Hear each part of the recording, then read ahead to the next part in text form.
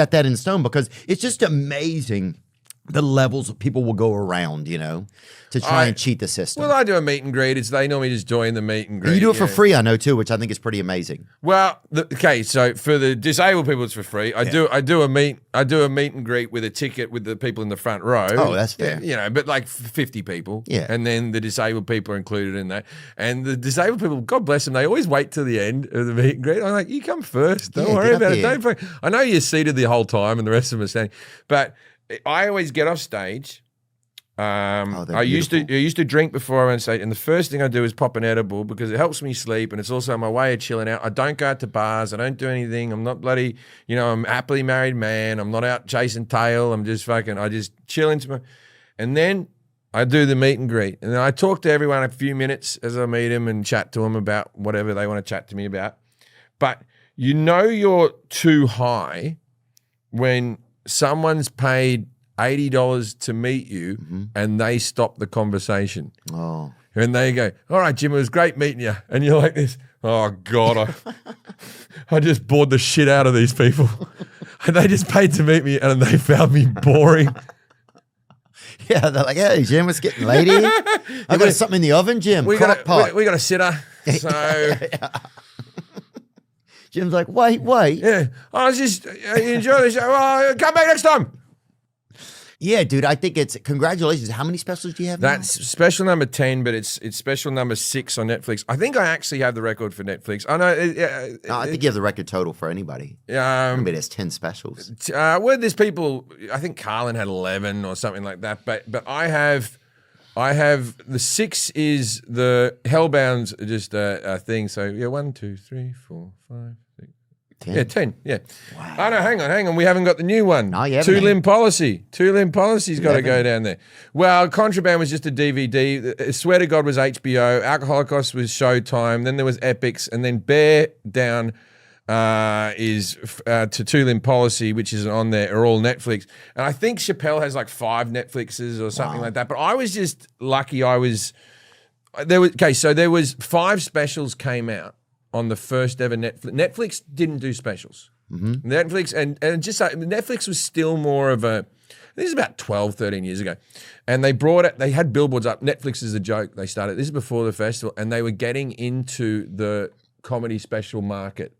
And they selected 5 comedians. And I remember people like actually going, oh, you were on HBO and now you're on Netflix. Someone's career is going well.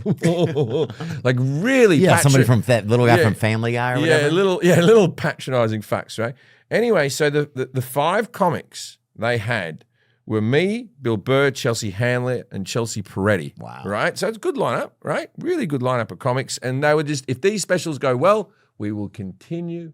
If they don't go well, we gave it a go. That was Netflix. What the feeling I got from them. Yeah. And the 5th comic, they were going to do a press conference and everything, and I was all excited. It was Bill Cosby. Now, no one's ever seen that special. Wow. That special's never really, but he did record it. He recorded one for Netflix. It's never been seen. Have you seen it? No, you think Netflix give me a special password that no one else gets? I still pay for my fucking Netflix like everyone else, man. Dude, that's a good point. I freaking have a Netflix plus, and I freaking pay for Netflix too. Yeah, I got 6 Netflix specials, and I have to log in like everyone else to watch me. I have fucking 2 accounts, one here and one Nashville. They tell me off when I'm in an Airbnb. They go, "You've logged into too many devices." Me. That's one of the things I do when I'm in an Airbnb and someone else has already logged into Netflix. It's someone else's account that I've never met. As I leave the house, I put my special on. I think one more rating. Get one more. That's it. Here right we go. So it's 2014. Bill Cosby's 77. Is an unreleased 2014 stand-up comedy film.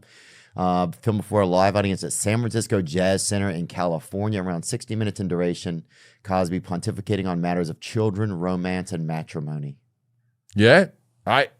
When he came out of prison, the first thing he did, because I was at Flappers like that night just trying stuff out. And then I went to the Improv like a couple of days later, and he rang every comedy club, was the first thing, because he would have rung one of his managers and they're like, hey, we don't rep you anymore, dude. And then he rang up the comedy clubs as he was out of prison. His first impulse was, I want to do stand-up. Get back on stage. And there's a bit of me that wants to see that. Don't you? Like as terrible a man as he is, and but I want to hear how he fashioned a shiv in prison. You know what I mean? Yeah, I want to hear how, like, if he was still doing, I guess, if he was still doing rapes in prison or whatever, too.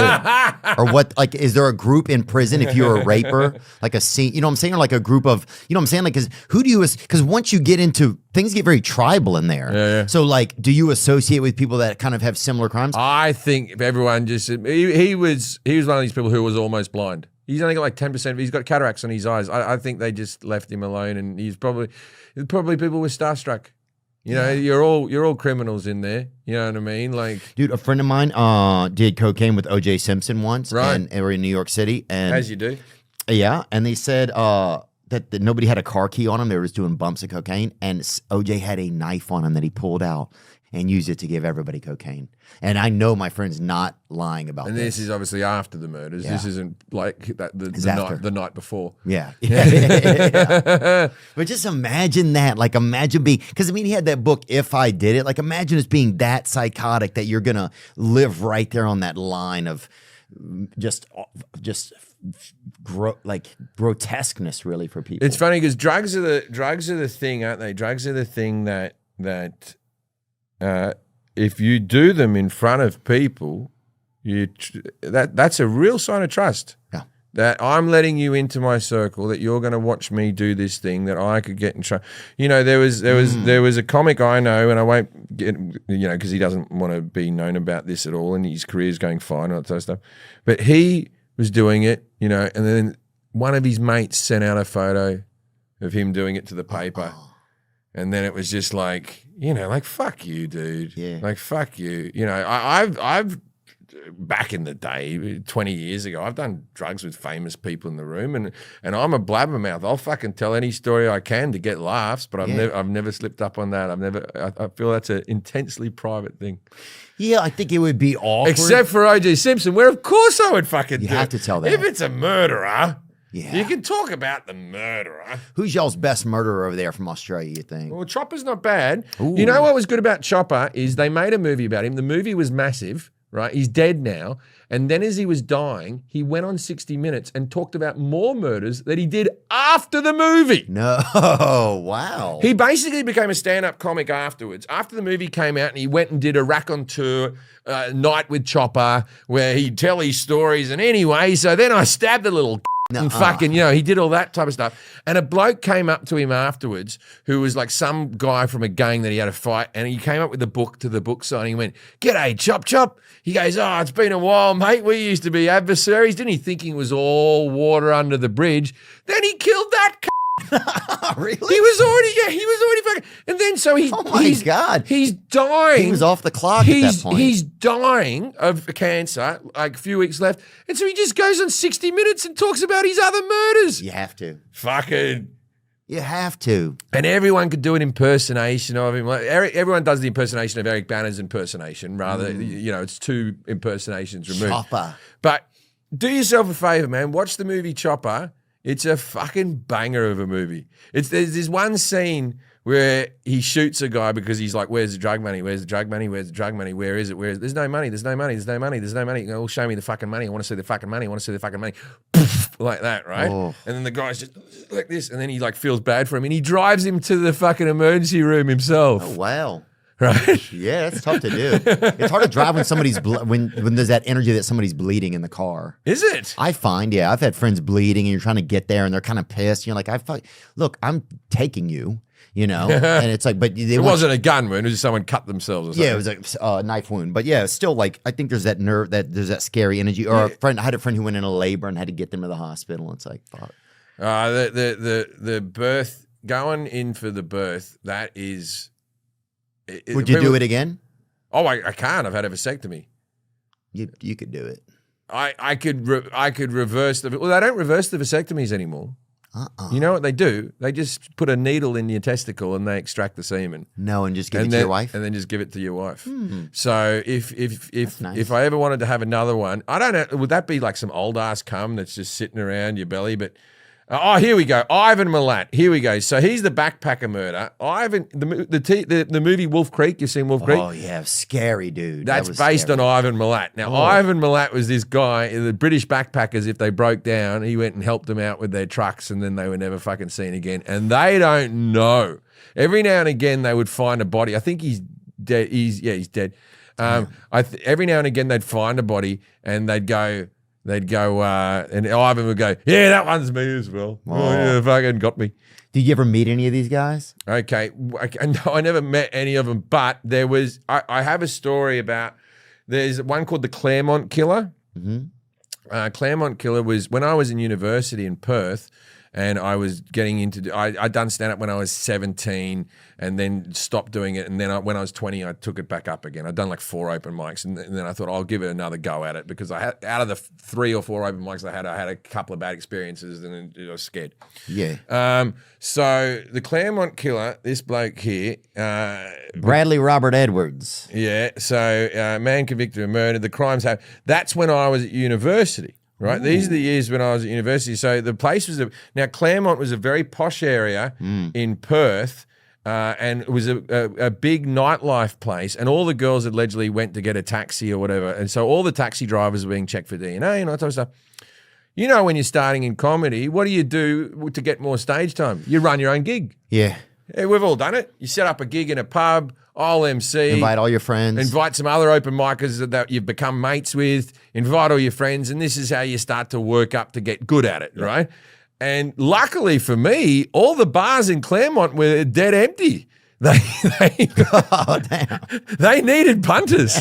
So the bar, the Claremont Hotel, which is one of the nicest pubs in all of Western Australia, could have no one there on a Friday or Saturday. And so it's like, because of the killer. I was like, I'll make sure we all drive in, and there's always designated drivers and all that type of stuff, because all the rest of the girls got in cabs. Everyone stayed together. All my mates from university, we used to go out into the murder zone to watch me do stand-up. That's fucking class, dude. we had a guy. Who did we have? We had the Baton Rouge serial killer when I was in college over there. Bring him up, and that was Lee Harvey. Todd Lee. Derek Todd Lee. DTL, they called him.